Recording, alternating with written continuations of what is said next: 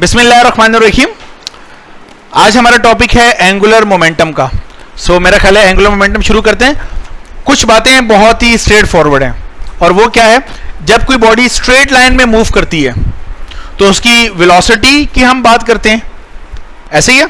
और उसका जो वेलोसिटी को अगर हम उसके मूविंग बॉडी के मास से मल्टीप्लाई करते हैं तो ये क्या कहलाता है, मोमेंटम। और इस मोमेंटम को हम कौन सा मोमेंटम कहते हैं, लीनियर मोमेंटम। एक स्ट्रेट लाइन में, या जिसको मुझे कहना चाहिए ट्रांसलेशनल मोशन, तो ट्रांसलेशनल मोशन के अंदर जब भी कोई बॉडी होती है तो उसकी वेलोसिटी v और उसका मोमेंटम लीनियर मोमेंटम। लेकिन हमने देखा है कि बॉडी सर्कल में भी रिवॉल्व करती है, राइट। तो अगर कोई बॉडी सर्कल में रिवॉल्व कर रही है तो उसकी वेलोसिटी कौन सी वेलोसिटी होती है, एंगुलर वेलोसिटी, और उसका जो मोमेंटम होता है वो एंगुलर मोमेंटम होता है।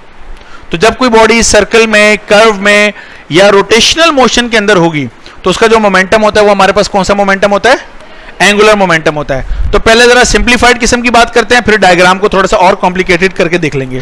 पहले सिंप्लीफाइड किस्म की बात मैं आपसे ये करना चाह रहा हूं कि अगर ये एक सर्कल है और ये है सर्कल का सेंटर, तो सेंटर से लेकर सर्कमफेरेंस तक का जो डिस्टेंस है वो हमारे पास क्या कहलाता है, रेडियस। और सेंटर को सपोज मैं ओ से मार्क कर देता हूं।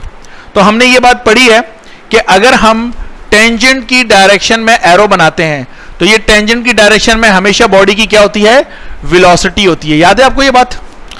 तो जिस डायरेक्शन में वेलोसिटी है और ये जो बॉडी है इसका जो मास है उसको मैं किससे रिप्रेजेंट कर रहा हूं, m। अगर मैं मास को वेलोसिटी से मल्टीप्लाई करूं तो इस लीनियर डायरेक्शन में इसका जो मोमेंटम होगा वो हमारे पास क्या होगा, mv होगा। एग्रीड? तो ये वो बात थी जो कि हम ऑलरेडी पहले पढ़ चुके हैं। लेकिन आज चूंकि ये बॉडी इस तरह स्ट्रेट लाइन में नहीं जाएगी बल्कि यहां से क्या हो जाएगी, कर्व हो जाएगी। तो अगर ये कर्व हो रही है तो हम इसके लीनियर मोमेंटम को मल्टीप्लाई करते हैं किसके साथ, r के साथ, जिसको यहां पर तो मैं रेडियस कह रहा हूं लेकिन वेक्टर की जबान में हम इसे क्या बोलते हैं, position vector. This is called a position vector.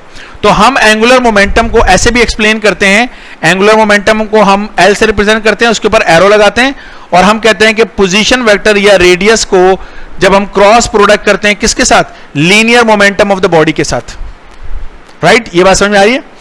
जब भी हम पोजीशन वेक्टर या रेडियस को क्रॉस प्रोडक्ट करेंगे लीनियर मोमेंटम के साथ, this is called the angular momentum.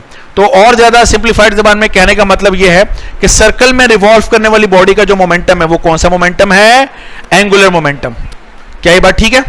और स्ट्रेट लाइन में मूव करने वाली बॉडी का जो मोमेंटम है वो कौन सा मोमेंटम है, लीनियर मोमेंटम है। यहां तक बात क्लियर है? अब इसको हमारे किताब वाले ने कुछ इस तरीके से भी समझाने की कोशिश की है कि हम ये बात जानते हैं कि एक्सिस कितने होते हैं हमारे पास, 3 एक्सिस होते हैं। आमतौर पर आपने देखा होगा कि मैं जब ये एक्सिस बनाता हूं तो यहां एक्स, वाई और इसको जेड लिखता हूं, लेकिन ये ज्यादा कन्वीनियंट है कि इस दफा इसको एक्स कह लीजिए, इस एक्सिस को वाई एक्सिस और इस एक्सिस को किसका नाम दे दीजिए, जेड एक्सिस का नाम दे दीजिए, राइट। तो मेरे पास, मैं ये कह रहा हूं कि मेरे पास यहां पर ये एक बॉडी है, एक पार्टिकल है जिसका मास है मेरे पास कितना, m। तो सेंटर से लेकर, सेंटर कह रहा हूं, ओरिजिन से लेकर पार्टिकल तक का जो डिस्टेंस है उसको मैं पोजीशन वेक्टर r से रिप्रेजेंट कर रहा हूं। क्लियर है? ये बात समझ में आ रही है?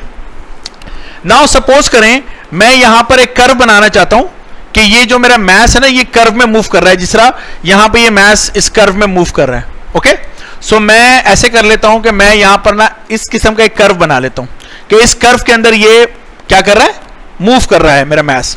तो मैं यहां पर अगर एक टेंजेंट ड्रॉ करता हूं इस तरीके से, तो ये टेंजेंट मुझे किसकी डायरेक्शन बताएगा, ये जो टेंजेंट मैंने बनाया किसकी डायरेक्शन बताएगा, मोमेंटम की। और इस r को अगर मैं एक्सटेंड कर दूं तो ये रहा वो एंगल जो कि r और किसके दरमियान बन रहा है, p के दरमियान बन रहा है। जबकि इस पार्टिकल का जो मास है मेरे पास वो कितना है, m है, राइट। तो हम इसको 3D में ऐसे बताना चाह रहे हैं कि ये कुछ इस किस्म की बात है, ऐसे है। ये मेरी बात समझ में आई कि ये जो मेरा पॉइंट है इसकी कुछ हमारे पास x वैल्यू भी है, इस पॉइंट की कुछ y वैल्यू भी है और इस पॉइंट की कुछ z वैल्यू भी है, राइट। अच्छा, यहां पर उसने एंगुलर मोमेंटम भी शो किया हुआ है और वो एंगुलर मोमेंटम जो है ना उसने कुछ इस तरह करके बनाया हुआ है, ऐसे करके। ये एंगुलर मोमेंटम जो बनाया हुआ है एरो, मैं इसको जरा समझाना चाहता हूं कि ये क्या है। देखिए, क्या हम लोगों ने क्रॉस प्रोडक्ट पढ़ रखा है वेक्टर के अंदर, और हम जानते हैं कि क्रॉस प्रोडक्ट की डायरेक्शन मालूम की जाती है राइट हैंड स्क्रू रूल के जरिए, जिसमें हम पहले वेक्टर की डायरेक्शन में हाथ को रखते हैं, यानी point your finger in the direction of the first vector and curl your finger in the direction of the second vector. तो आपको थंब क्या बताता है? क्रॉस प्रोडक्ट की डायरेक्शन। तो आज जो क्रॉस प्रोडक्ट है उसका जवाब कौन बन रहा है? Angular momentum. तो आज जो मेरा राइट हैंड रूल है वो मुझे किसकी डायरेक्शन बताएगा? अच्छा, वो डायरेक्शन जो भी है, लेकिन क्रॉस प्रोडक्ट की थ्योरी के मुताबिक ये तो मुझे पता है कि वो जो भी जवाब आता है वो इन दोनों वेक्टर्स पर क्या होता है? परपेंडिकुलर होता है। याद है ये बात? हम लोगों ने ये बात, इसका हम न्यूमेरिकल भी हम लोगों ने किया था कि जब हम वेक्टर चैप्टर में कहते थे कि दो वेक्टर से एक प्लेन बन रही है, उस प्लेन पे परपेंडिकुलर वेक्टर बताओ, तो हम क्रॉस प्रोडक्ट से सॉल्व करते थे इस न्यूमेरिकल को।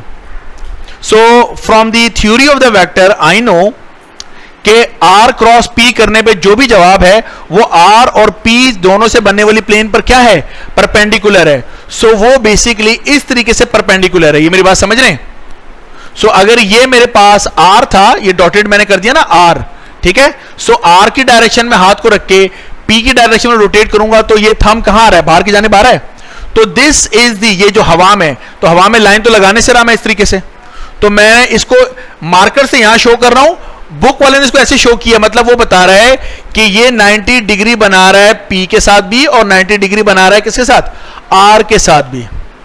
तो ये यहां पे समझ लेना बहुत जरूरी है, वरना बुक में ये डायग्राम खासी ज्यादा कॉम्प्लिकेटेड बच्चों को लगती है कि एंगुलर मोमेंटम भी नजर आ रहा है, लीनियर मोमेंटम भी है, रेडियस भी है और ये आर भी है। सही है? मेरी बात समझ में आ गया? So this r, this L angular momentum according to the cross product perpendicular होगा आर और पी दोनों पे, इस तरीके से। क्लियर हो गई ये बात? अच्छा, नेक्स्ट स्टेप में अगर आप इजाजत दें तो हम कुछ इस किस्म का काम कर सकते हैं कि इसको मैंने लिख दिया आर क्रॉस। ये जो लीनियर मोमेंटम है, क्या हम ये जानते हैं कि लीनियर मोमेंटम क्या होता है? Product of mass and velocity. क्या ये बात ठीक है? सो मैं इस P को मैं लिख रहा हूं mv, एग्रीड। और इसके बाद मैं क्या कर रहा हूं? मैं यहां पर कर लेता हूं, दिस इंप्लाइज दैट ये जो एंगुलर मोमेंटम है मेरे पास L is equal to m, चूंकि एक नंबर है, देखो ना, R एक वेक्टर है, V एक वेक्टर है और m एक नंबर की तरह स्केलर, तो m को मैंने यहां लिख दिया और R क्रॉस V, हम इस तरीके से भी एंगुलर मोमेंटम को रिप्रेजेंट कर सकते हैं।